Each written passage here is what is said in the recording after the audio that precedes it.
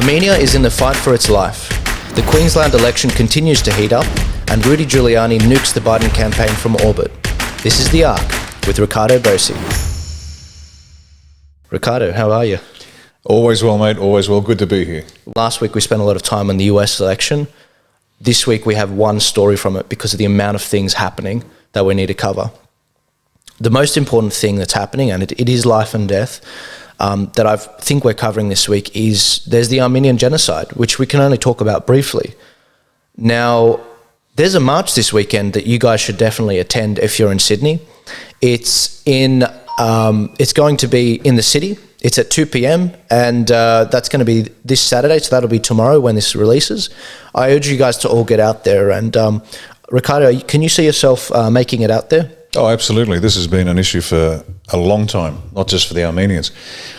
And for people to understand the importance of it, imagine the hue and cry if society denied the Holocaust of the Jews, the 6 million Jews, which was part of 20 million people that Hitler killed. So it was more than just the Jews, obviously. You know, gays, political prisoners, gypsies, disabled people. So Hitler killed 20 million. So imagine if we denied that. Well, that's what the Armenians have been suffering for over a century now. You can't even mention the word Armenian genocide in the same sentence.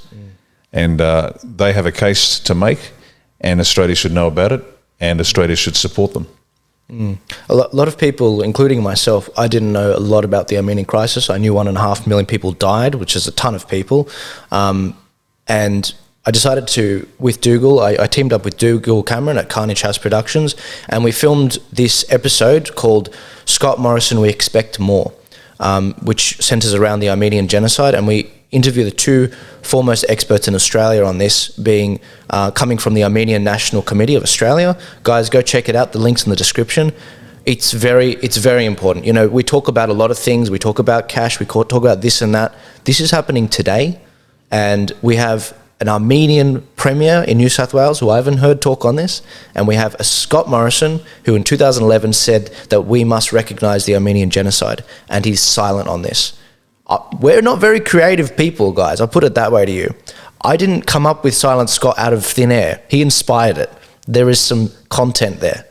So I don't want to say any more on this topic. Go check out the episode, and hopefully we can see you next week, on this Saturday at the march. But seriously, this is life and death stuff, and it's absolutely heartbreaking. I wanted to start the episode officially off with this quote. The society that separates its scholars from its warriors will have its thinking done by cowards and its fighting done by fools. That's from Thucydides. Riccardo, are we the fools? We're heading that way. Australia's fortunate in that it's never had to fight on its own land for its own survival.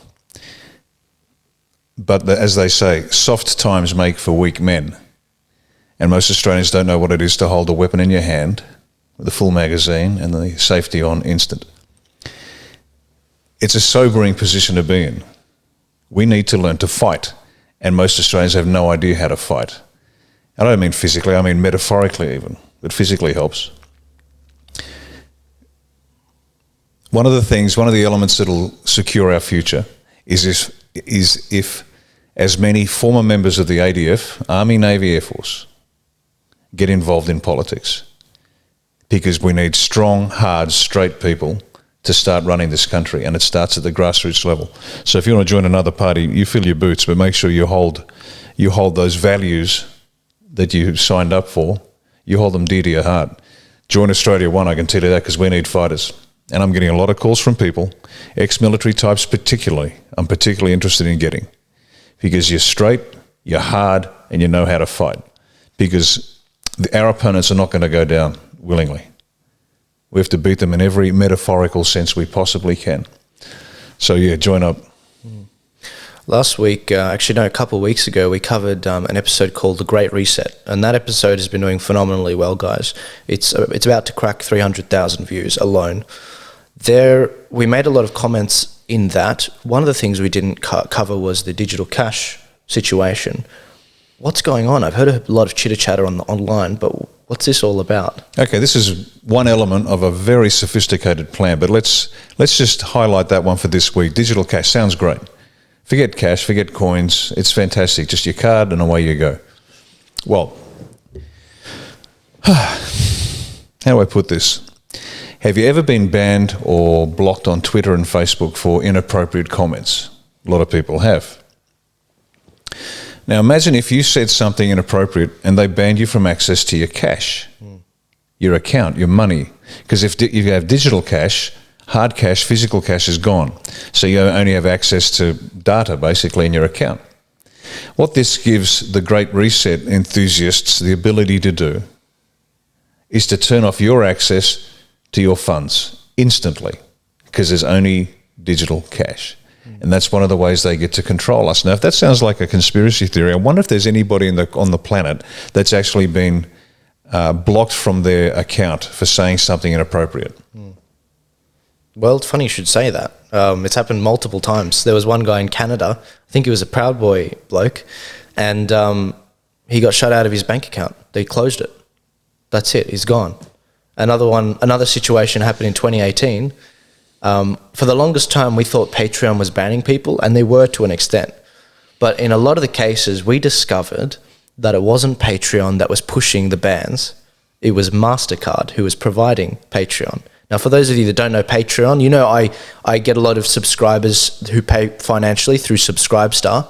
Well, the reason I'm with Subscribestar is because if I went with Patreon, at any time they could pull the plug on me, either by their own choosing, from what I say, or by what MasterCard says. That's unacceptable. We need something to solve this issue. And, you know, whether that's a internet bill of rights or something, I don't know. But we need something to solve this, because it's unacceptable to be stripped of your right to speak in a public square like that. Yeah, the digital cash is a key part of what they have in China with the social credit system. Social credits, if you do the right thing, you get access. You get freedom of movement. You get money.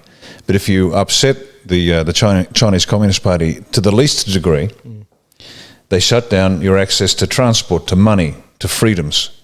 And this is a key part of it, and they're slipping it in slowly. And you don't have to be Einstein to figure this out. Blind Freddy can see what's going on. So that's it. So if someone tells you the digital cash is the way to go, be very afraid. And then when they say, oh, well, until COVID, you know, COVID bugs get transmitted through cash, so therefore you can't do it. Well, COVID's an amazingly cunning little bug, because it transfers on cash but doesn't transfer on everything else. You know, it's a lie. We know it's a lie. This 1.5 metres, it's a lie. Have you seen Chatswood Station? It's wall-to-wall people without masks getting on with their lives, and there's no COVID explosion there. So the COVID excuse for digital cash is a lie. It's part of the social credit system, which they want to roll out globally as part of the Great Reset, and it's being used in China. So no digital cash, hard cash, coins, dollars. Interesting. Queensland Elections has been heating up quite a bit, as I said in the intro.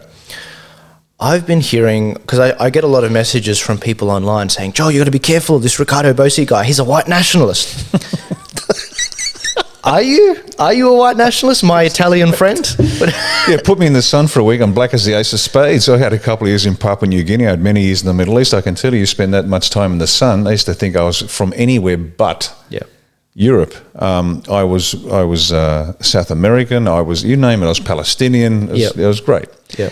So, but let's take it serious. Give me a break, please. A white supremacist. The reason that's been coming up recently, it's quite funny. This is the predictive programming. Remember the hit piece they did on me in the Sydney Morning Herald? Well, a paper in my electorate in Queensland, in Nicklin, ran a story that literally lifted an entire paragraph out of that story into their story about being a white supremacist. But it was clever the way they did it. See, the LNP, the Liberal National Party, candidate preferenced me number 2, which I have no idea why he did that, because I've gone on record several times, and I'll say it again, I want to burn the LNP and the Labor Party and the Greens to the ground. Yeah, okay. For a whole bunch of good reasons. Yeah. And yet they put me number 2. I don't know, maybe they're trying to get my cachet. They think, oh, look, he's supporting Rick, so maybe we should support this guy. But the Labor Party then, during a meeting, no, it was during an email from the campaign director, asked the question why the Liberals the LNP, the Liberal National Party, we're preferencing a white supremacist. I've got to see this. I don't believe it. That's amazing. And it is just funny.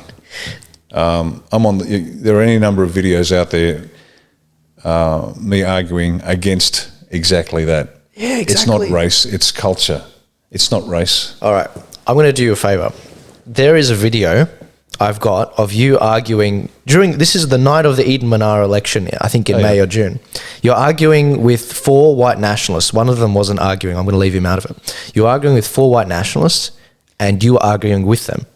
And they were making the point that culture and ethnicity are one and the same, which is insane because culture is informed by geography, you say in it. It's informed by your religion. It's informed by the language you speak, everything. And they were saying something that you can't change is also something that you can change. And they're one and the same. I thought, this is insane. So anyone that's they clearly haven't seen that video of you arguing with the white nationalists, because if they did, they'd look stupid like they do now. And I mean, the most popular video we've got from last week, it's almost reached 60,000 views, is you tearing up at watching black people in America being self-empowered to seize their future and their destiny. You're a terrible white nationalist, Riccardo. You should hand in your card right now because you suck at it. It's funny. We never saw colour as kids. I'm not sure exactly why, but what always stirred my soul was the character of the man or the woman on TV, or the movie I was watching, or the story I was being told. The colour was largely immaterial to us, and I guess we're just lucky we weren't raised in that environment, and it's anathema to blame somebody or to associate a whole series of qualities to someone with, according to the amount of melanin in their skin. Yep. I mean, give me a break. It's childish in the extreme. Yep. And look, okay, I've had a black girlfriend. I'm not racist. Maybe, okay, all you men out there haven't had a black girlfriend. You're all racist. I mean, give me a break, please. Grow up. Yeah. If this is the best the Labor Party and the LNP in Queensland can do, then, good luck, fellas. But you know what? Nobody's buying your rubbish, seriously. They're in trouble. They know they're in trouble. Yeah. Jesus. They know they're in trouble. That's funny. That's actually so funny. Another thing I wanted to touch on in the Queensland election, and we've covered this at length in episode 2. You can check out our voter fraud episode. Voter fraud. What's going on? Is this election going to be something there where it's going to be fair and free? And no, it's bent from the start. We know the Chinese are involved in the counting. I don't get it. Why participate then? Well, we have to. But let's talk about the fraud, and then you can ask me about why I'm actually playing this ridiculous game. Yeah, sure. In fact, one of my supporters put up a post saying, watching Riccardo play politics is like watching a lion trying to be a hyena. And it was a compliment, and I get it, because there's another way I'd like to solve this, let me tell you. And no, for all you lunatics out there, that doesn't mean an armed revolt. Yeah. Please, just stop it. Anyway, corruption. There were reports in the press that voters were going into the booths and their names were already crossed off. Somebody had already voted in their name. Now, for the imbeciles in the Liberal Labor Party and the Greens, because they're all involved, they think this is a bit of fun. Let's flip an electorate, let's flip an election. It's all good fun. Well, the fun's going to stop when there's an A1 government, because in stealing somebody's vote, you are taking their single most important possession, their right to dictate, to say, to speak, to vote for their leader. Anybody. And it's in our policies, so I'm not making this up on the fly, it's in our policies. If you're involved in vote fraud, you will spend a minimum of 12 months behind bars for every vote you cast. And when you get a custodial sentence in excess of 12 months, you are excluded from a lot of things in life. So, warning to all of you, you Liberal morons, you Labor morons that do this, anybody who's involved in a conspiracy to organise it, whoa, you get even worse. And then the organisation also gets slapped, just like corporations do, and the chief executives and those involved in the chain of command will spend 5-10 years behind bars. Excellent. This is serious. It's not a game. Excellent. A bit of fun at the voting booths. You're going to spend a lot of time in jail, and you won't see your kids, and you won't see your wife, and you won't see your husband. This is not a game anymore. Consequence-free politics in Australia is dead. You steal somebody's vote, you're going to go to jail. Really simple. The AEC, that corrupted organisation, I'm not saying the head of the AEC is corrupted, but the organisation is corrupted, is facilitating this. We're going to put a bottle of Drano through the AEC and the state electoral commissions as well.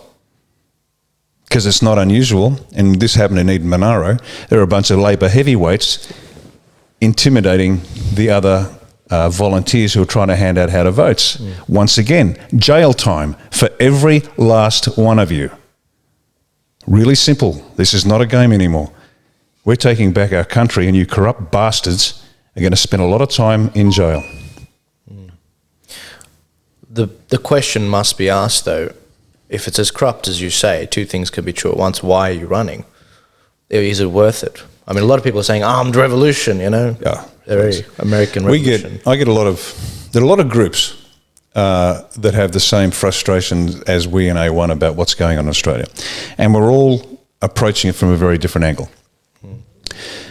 In the military, we call it an attack on converging axes. So if we want to take the hill, one team will come up the north slope, one will come up the east slope, and we're not coordinated at all. We just see what's got to be done, and we're all moving in our own way. Now, we've got people who want an armed rebellion.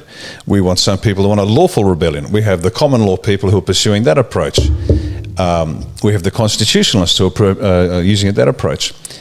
And they're all fighting with each other, which is insane, because we all have the same objective. And I get asked the question, why are you running? Why are you running? Why are you running? Well, the obvious question is to save the country.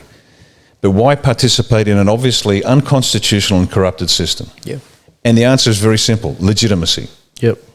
Because I don't care how righty you think you are, a piece of paper isn't going to save Australia, no matter how right it is. Jails around the planet are full of people who are right. That doesn't work. So it's legitimacy. So if I contest the Nicklin election, the seat of Nicklin, and Tracy contests Currumbin, and we win, let's say we get half the votes plus one. That's about 16,000 votes apiece. That means I've got 16,000 people who trust me to speak for them, regardless of the constitutionality or the legality of the election. That's 16,000 people have said, I want him to speak for me. I want her to speak for me. So this legitimacy is critical. Now, when we get into Parliament, and we will, see, at the moment, I'm just a guy with a voice. That's nothing. The moment I become a member of Parliament, the world has to now pay attention, because that legitimacy is there, and then we can start twisting arms like never before. Yeah. So it is critical. And I've got to make it clear to people, this is the last shot we've got. The Great Reset kicks off next year. Go online, if you want to, go on our Facebook page, and you'll see the plan. Quarter 1, quarter 2, quarter 3, quarter 4 for next year, what's going to happen in the Great Reset as your freedoms are removed. Absolutely removed. This is the last shot. Yeah. We get in, we've got a chance. We don't, there's no more elections, it'll come. And let me tell you, again, just check out the news for yourself. Greg Hunt, our health minister. Yeah, you remember when Scott Morrison said we're going to make the COVID vaccination as mandatory as possible? And then he backtracked very quickly and said, oh no, we're not going to make it mandatory. And then Hunt came out and said, well, there are things that we can do. Well, guess what Hunt has just now come out and said? No jab, no pay. No jab, no work. No jab, no travel. No jab, no nothing. And eventually, as I've said before, they'll come and take your kids, because you will be deemed a health threat, and they'll remove your kids from you. This is designed to terrorise you into submission. And I'll say it again, this is government terrorism. Terrorism, by definition, is politically motivated violence. And in my opinion, every government in the country is complicit. And the cowards who are just following suit and trying to fix it from within, give me a break. You're part of the problem. Hunt has said it. He did. Check the data, check the news stories, do your own research. You will be compelled to take a vaccine. You will be compelled to be locked down. Yeah. Folks, this is not good. This is the last shot. Either we win in Queensland or Australia goes south. And it's not because Tracy and I are particularly heroic. It's just we're the last ones. If we had another election, I wouldn't be so animated about this, but there isn't one. This is it. And I've got to tell you, Queensland better wake up, because you're doing it for the whole country. And I'm about to talk to a bunch of permaculture enthusiasts in my electorate, and I'm a big fan of that. Whole foods, healthy grown foods which produce healthy food for people. And I've got a whole story about that which I'll explain to them. But you know what? It doesn't matter squat.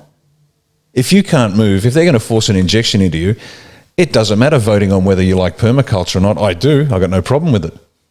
But that's not what's at stake here. What's at stake at this election is the freedom of Australia. Now, we're lucky. We are unique on the planet. We have a sea air gap that it's difficult to cross. We have resources. We can be utterly self-reliant like no other country on the planet. We can be self-reliant if we need to. The entire planet can go down and we'll survive. Not only that, we'll thrive. But not until we get politicians who are leading the federal government and the state governments in a way that the people want them to do. We've got to give the country... you know what? I was wrong. I used to say give it back to the people. It's never been the people's country. It's always belonged to somebody else. Well, no more. From now on, it's going to belong to the people. We are going to... And I wasn't going to make too big a deal of this because we wanted to get our work done first, but it's getting ahead of steam. We need a constitutional convention. And we're going to go from scratch and we're going to acknowledge the fact that we have an unconstitutional constitution at the moment because it's been changed illegally.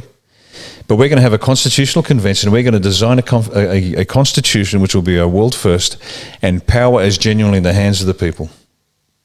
And it'll be worked on an electorate by electorate basis. That's what we need to save this country. Now we need wise, patient and educated heads to drive this process forward. That's the only way we can save the country, and the only way we get the Constitutional Convention is if Tracy and I win in Queensland and we open the door for the rest of the country. Interesting. So all the radicals calling for a violent revolution, basically what you're saying is stand back and stand by, as Trump would say? No, don't even stand by, just relax. Because I can tell you this, for those who don't know, in fact, I'm probably the only politician who can run a revolution, technically qualified to do so. But what you need for any revolt of any nature, whether it's physical or just emotional or social media, is you need the support of the people. That's the centre of gravity. Without the sort of support of the people, I don't care how many guns you got, you're going to lose. And here's the dumb part, what they don't get. If they tried something, it would give the trigger for the government to shut down the entire country, and the half a dozen hotheads that ran around with guns would be locked up and never heard again. That's why we've got to do this in a political way. We've got to do this in a measured way, that we bring the people with us, because without the people, we are nothing. That's right. Well, if you're in Queensland, guys, I envy you, because if I was there, I'd be there every day helping Tracy and Rick get those votes in those areas. If you're listening to these videos, and I know there's a lot of you because I see where the views come from, I see next week we're on track to reach 1 million views in 7 weeks. That's insane. That's insane for a show that had no credibility, the Ark from scratch. And if you're in Queensland, and I know there's thousands of you, tens of thousands, get out there, honestly, get out there, drive down. I don't care what you have to do. You know, I drive that far for a holiday. I'm sure you can do it to save your country. Get down there and help get these areas across the line. You know, Australia's relying on you. They really are. Oh, the calls we get, and I've got another apology for not replying to the countless emails and phone messages. I will get back to you. Yep. But the calls are just pouring in faster than you can imagine. Tons of support. Phone call from an individual the other day asking for my help to help them with their cause. And it was a good, solid cause. I said, of course I will, no problem. And she was very excited. And she said, well, we've been running this group for about 4 months, and we have 7 or 8, and I thought 700 or 800 supporters. We have 700,000 or 800,000 supporters. Can we help you? And I said to myself, ma'am, thank you very much, yes. We have a little thing called an election coming up on the 31st, so if you can mobilise your 600,000, 700,000 or 800,000 people to assist in any way they can. So understand this, we are getting a lot of support from a lot of good people. And it's just good, ordinary, decent folk. That's right. Who own the country. Yeah. And if they didn't, they will soon. Exactly. And the point I would emphasise is that everyone is, these problems, they're not going to go away if you don't resolve these issues. So I hate saying get active. It's such a throwaway line, but it's what needs to happen. You need to get out there and hand out, how to vote cards and ask. They're going to have to save their own country. They are. There's only so much a handful of people can do. If the people of Australia want their country back, get to Currumbin, get to Nicklin and help. Exactly. I mean, Riccardo's not going to descend from the clouds and save your country like Jesus Christ from the Mount of Olives. I'm far from that man's standards, let me tell you. Exactly. So, and that goes for you guys in Victoria too. I see what you've got council elections on. You keep asking, is A1 running? And I say, no, you're running. If you want assistance, here's your brand. We'll interview you, we'll go through the process, and we'll go from there. But Riccardo, as I said, he's not going to descend from the clouds and save you, all right? A1's not going to save you. You have to do that yourself. A1 does what this book does. It empowers you to be a powerful individual, both for you, your family, and your country. And that's the purpose of the book. Now, there are some people that have given all for this country, and they've got some devastating stories. What do you think our country thinks of these soldiers and what they've done? All right. Let me give you, I want to read this to you now, and bear with us, please, because this will take a bit. But this is not uncommon. I get many, many messages from people. Some are support and donations and things like that. But every so often, and more often than I like, I get something like this. Now, I'm going to change the individual's name, but I'll leave the rest exactly as he wrote it. I want you to understand what's going on. When you think that you won't be stitched up by your government, that your government won't hang you out to dry, I want you to listen carefully and understand that the government is peopled with psychopaths who care nothing about you. So just listen to this. This is my life, and you have my full support. My name is, let's call him Bill. I'm a former soldier of the 1st Battalion, the Royal Australian Regiment, 1RAR, and an East Timor veteran. 2000 and 2001 was a year that 1RAR conducted drug trials using mefloquine and tafenoquine. 1RAR was lined up on parade, and our commanding officer, John Caligari, announced that 450 soldiers had been chosen from 1RAR to participate in a drug trial to push tafenoquine, an anti-malarial drug that still today has not been approved by the Therapeutic Drugs Administration, to be a first-choice drug. He then proceeded to say that it was consensual, but if we didn't sign the form, then we didn't deploy to Timor. Of course, we all signed. We trusted our CO, right? How wrong we were. It was not disclosed that the side effect of this drug, or the fact that tafenoquine was not approved nor registered. We were preloaded and took the drug for 7 months.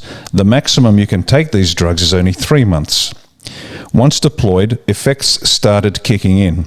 I saw my mates have traumatic nightmares, and when they approached medical staff, they were threatened to keep taking the drugs or be charged with an offence and sent back to Darwin. This is from Timor. I myself started experiencing paranoia, nightmares, and becoming super aggressive, and started fighting with my own section. That's a group of 7, 8, 9 men. It's a fighting section. Once home, things got real bad. I really started having bad anxiety attacks, and I started convulsing in my sleep like epilepsy. My wife and I are now separated, but still amicable. She will testify that in my sleep I would attempt to strangle and hit her, and I would wake up in the morning with no recollection of any of these events, then fall into depression as I felt horrible that this was happening. We were not allowed to go on leave when we got home, as there was further testing and drugs to take. I told the medical staff of my events at home and was told this was normal, as to the harsh conditions of operations, and it was just my rapid eye movement sleep that was adjusting. I told my wife back then it had to be the drugs that were affecting me. I was part of the Lucky 100 Club, as it was called back then. We had to go back for further testing, and then there was meant to be further follow-up medical checks that never happened. I kept quiet about my problems, as I feared I would be kicked out of the army. Until recently, I have found out that a heap of other defence members and veterans are in the same boat, and worse, they are committing suicide at an alarming rate. I showed my now ex-wife all the information so she would begin to understand that I wasn't being an asshole for no reason. She burst out crying and is angry about all this, and it has brought great heartache to me and my family. We were robbed as we didn't have a choice. We just followed orders. For that I pay a huge price. No family, No Department of Veterans Affairs assistance, government or RSL support. Mental problems, sleep issues and anxiety, and the list goes on. This is not some bullshit story. I'm still trying to function, but all I want is help and justice as to how this all came about. I want to see justice dealt with the banning of this drug so future soldiers and they get to stay with their loving families and they don't endure brain injuries. We need further proper medical tests and treatment to those who are poisoned. My biggest question to GlaxoSmithKline, that's the drug manufacturer, and their offshoot company 60 Degrees, if this drug is so safe, why weren't we followed up 6 or 12 months after our return from East Timor, or even to this day? We gave all and sacrificed everything. Thank you. That's not uncommon. There's 2 points I want you to take away from this. One, the plight of the soldiers from East Timor. I actually visited one former soldier in the facility where he was being kept. I visited another 3 in a halfway house where they were being kept. This goes back a couple of years now. So this isn't a recent thing. And they have been utterly abandoned by the Defence Force, the Department of Veterans Affairs, and the government. Now, if you don't think they deserve better, then you're not an Australian. These people have to be looked after. The truth has to come out. Morrison and those cowards in the headquarters of Australian Defence Force and the cowards at the Department of Veterans Affairs, and I know them personally. This is going to come out. So you've got a choice. You start taking action or I will. And I'll tell you, I'll be a whole lot less kind than everybody else is going to be. How dare you treat our soldiers like guinea pigs and then abandon them? For what? Another promotion, Angus? You enjoying the rank, are you, mate? Enjoy it while you've got it. Because you and Rick and all the others, you will pay. Morrison, you're for the high jump. This is serious. You've abandoned our soldiers. Second point, for the people out there that don't give a toss about the soldiers, you don't think the government's going to force a vaccine on you? Well, there's the proof. Not only will they force a vaccine on you, they will abandon you. They don't care. Once again, politics in Australia is about to change, and it's not because the Liberal, Labor, Greens national cabal are doing it. We will do it. The people will do it. We're going to hold them to account. As I've said before, we're going to have to build a whole new jail. You know what? We won't build a jail. Let's throw them all in with the general population. How does that sound? Scotty, if you're found guilty, you want to be in the general population of Pentridge? There you go. We'll open that back up. No problem. This is serious, folks. This is not a game. Yeah, it's sad because, you know, when something happens to someone high profile, we give it attention. I mean, I love Jordan Peterson, and unfortunately he went through problems with benzodiazepine, which I couldn't tell you what the hell that is, guys. I really couldn't. But because he went through some real trouble where he almost died, he got COVID-19 during fighting it. He ended up in rehab and for a very long time, for a few months, and he's only just returned this week to his home. Now, it's been good that it's happened overall because this has shone a light on this. But who the hell is this guy that's talking? This is a guy that's given his life for the country, his family for the country. And he was betrayed by not only his superiors, but even with Veteran Affairs. Why is it that it's a common thing around the world, especially in the United States, that veterans get discarded like this, and especially by Veteran Affairs? Is it because it's a publicly run organisation from the government, or I just don't get it. I don't understand. These people gave everything. We'll investigate and we'll report back. Gee, that's the first time you've said I don't know. Wow. All right. Well, Trump's doing a good job over there. He's done a phenomenal job with Veteran Affairs in revamping it and clearing that hellhole out. We've got to do the same here. Last topic. And this is the only thing we're really touching on for the US this week, guys, because it's massive. The Hunter Biden situation is hilarious. I mean, the guy was drunk. He gave his laptop into a mechanic for laptops to fix it. And this technician couldn't work out why he didn't return to get the laptop again. This laptop has very incriminating stuff. Not only does it prove what's happened with this arrangement with his father financially, but it also incriminates him for possible sexual abuse of his 14-year-old sister-in-law.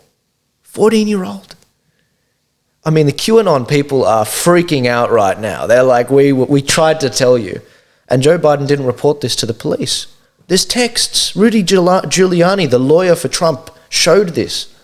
There are texts between Joe Biden and his son Hunter.